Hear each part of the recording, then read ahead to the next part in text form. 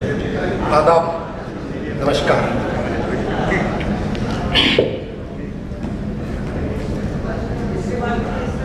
जब नौजवानी इतना अच्छा बोलने लगे और अपने से ज़्यादा जानने लगे तो बोलने को कुछ नहीं बचता है।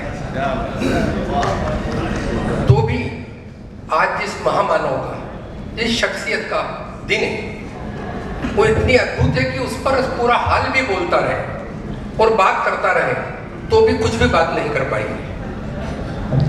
पुराणों में भक्त प्रहलाद और इतिहास में सुकरात, ईसा मसीह और मीरा, जिन्होंने सत्याग्रह खुद पर उतारा है। लेकिन महात्मा गांधी वो इंसान है जिसने सत्याग्रह को जमीन पर सविनय अवज्ञा आंदोलन के नाम से उतारा है।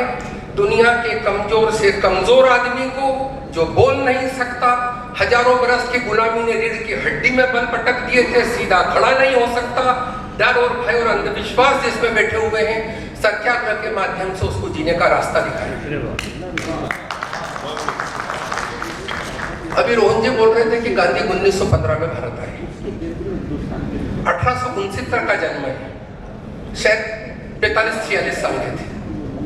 तब तक उन्होंने सूट टाई पहना है। भारत में आकर उन्होंने धोती कुर्ता काठियावाड़ी पगड़ी पहन ली थी और सबसे पहले वो बिहार पहुंचते हैं, जहां अंग्रेजों ने नील की खेती पर टैक्स लगाया था। टैक्स भी 30 से 40% तक था। किसान जी नहीं पा रहा था। गांधी वहां लगातार सतत 2 महीने तक आंदोलन करते हैं। सुबह सुबह सबके घर जाते हैं, लोगों को बुलाते हैं, इकट्ठा करते हैं।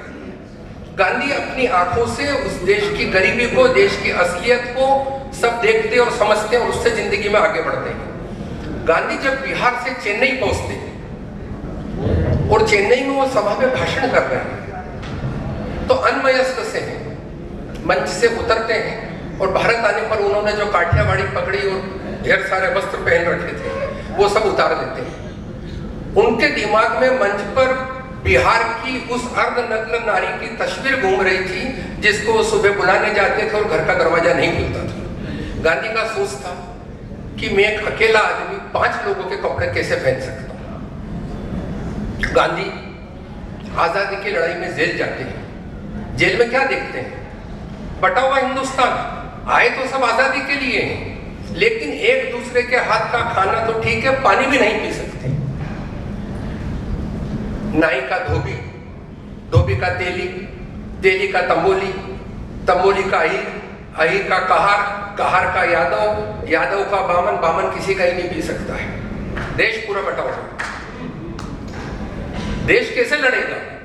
तो ध्यान रखिए, गांधी ने यदि संविधान के अंदर इस दलित की विधानसभा, लोकसभा में सीटें आरक्षित नहीं करवाई होती तो आज भी हिंदुस्तान दलित से दूर है।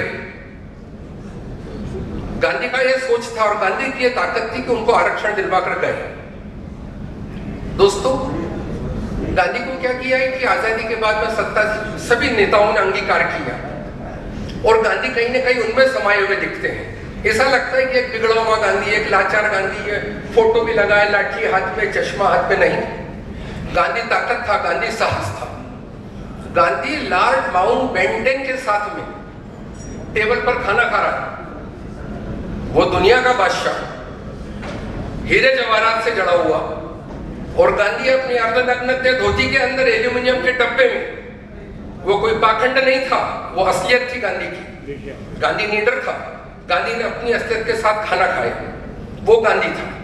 गांधी जिंदगी में कभी भी बिरला हाउस पे रुके तो उसके पहले हरिजन कॉलोनी में रुके। उनके लिए बिरला और हरिजन में कोई फर्क नहीं था।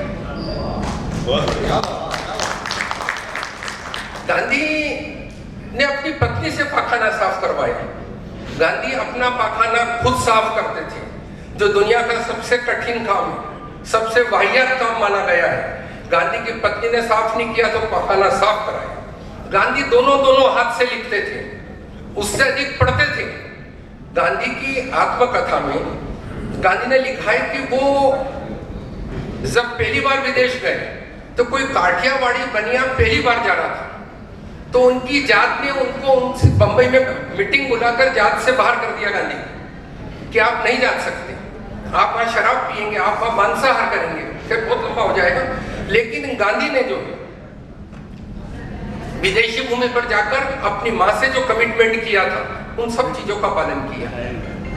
दोस्तों, मैं ये कहना चाहता हूं कि आज जो देश का माहौल है और आज जो देश की परिस्थितियां हैं, उसमें याद रखिए कि गांधीवाद कमजोर है, गांधी कमजोर दिख रहा है। लेकिन जब जब भी आपको देश का बदहाल मजदूर किसान ये आंदोलन चल रहा है इतना बड़ा 8-10 महीनों से, शाहीन बाग, ये जो भी एक बेजुबान आदमी, गरीब आदमी अपनी तकलीफ के लिए आवाज उठा रहा है, टीवी नहीं दिखा रहा है। लेकिन याद रखिए, आजादी की लड़ाई में भी 1942 में सर्वाधिक आदमी 50,000 से 1 लाख जेल गया था। 36 करोड़ का देश था, पूरा देश कभी भी खड़ा नहीं हुआ। तो आज तो देश ने बहुत प्रगति की है, आज जगह जगह से आवाज आ रही है अपने हक के लिए, अपनी आवाजों के लिए। गांधी से जो मिला निपट गया। गांधी आग था, सत्याग्रह की भट्टी में तब के निकला होगा, पारस था, उसकी लहर भी पास से निकल गई, छू भी गया तो वो सोना बन गया। पंडित मोतीलाल नेहरू, आनंद भवन, रईसों के साथ में, कलेक्टर के साथ में उनके साथ पार्टियां होती थी। गांधी से मिले, वो उनकी बेटी विजय लक्ष्मी, उनका बेटा जवाहरलाल, सब जेल और बार बार जेल। तो ये गांधी था। मैं सिर्फ इतना ही कहना चाहता हूँ, हिदायत भाई बहुत बहुत शुक्रिया आपका, सिलसिला यानी कि दोस्तों आपका बहुत शुक्रिया कि आपने इतना अच्छा दिन चुना आज।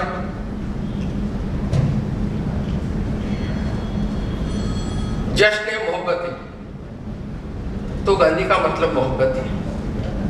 आज देश को मोहब्बत की जरूरत है। एक और मोहब्बत है, दूसरी ओर नफरत है। नफरत टेम्परेरी है, मोहब्बत परमानेंट है। व्यक्ति मरता है, विचार कभी नहीं करता।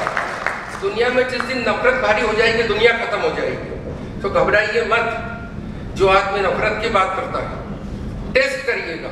सुबह एक जात को गाली बकता है कि ये मुसलमान कैसे के तैसे, दोपहर में दलित को गाली बकता है, शाम को और 6 गाली बक के सो जाता है। उसका कोई विचार नहीं होता है। जिसका विचार है वो सिर्फ प्रेम करता है। अच्छा है, बहुत बढ़िया। गांधी को आप कोई कुर्ते पजामे से भी तय मत करिएगा खादी के। गांधी ने क्या किया था कि अंग्रेजों को, गांधी को हर चीज गांधी ने डेवलप की। गांधी ने देखा कि अंग्रेज मैनचेस्टर से कपड़ा बनाकर भेज रहे, तो उन्होंने कहा मेरे देश का बुनकर क्या करेगा, मेरे देश का गरीब आदमी क्या करेगा। तो गांधी ने चरखा डेवलप कर दिया। गांधी की इकोनॉमी में मजबूत थी, तो गांधी ने चरखे को आजादी की लड़ाई का अस्त्र बना दिया। गांधी के बारिश, गांधी के शिष्य डॉक्टर लोहिया ने ये कहा है कि 19वीं सदी ने दुनिया को 2 लोग दिए, एक आइंस्टीन और दूसरा गांधी। एक अनुभव, एक सत्याग्रह और अहिंसा, एक विध्वंस और एक बचाने का तरीका।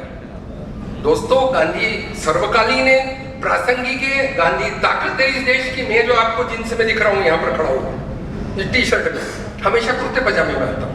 मेरी पीर वेशभूषा जो है वो खादी का कुर्ता पजामा रही है। कोर्ट में वकालत करने के लिए गया, 2 साल खादी के कोट पेंट में मैं था और एक वकील और थे, 2 ही थे, 2000 वकील हो गए। एक दिन एक ने बोला कि यार ये तो चड्डी वाला गांधी है।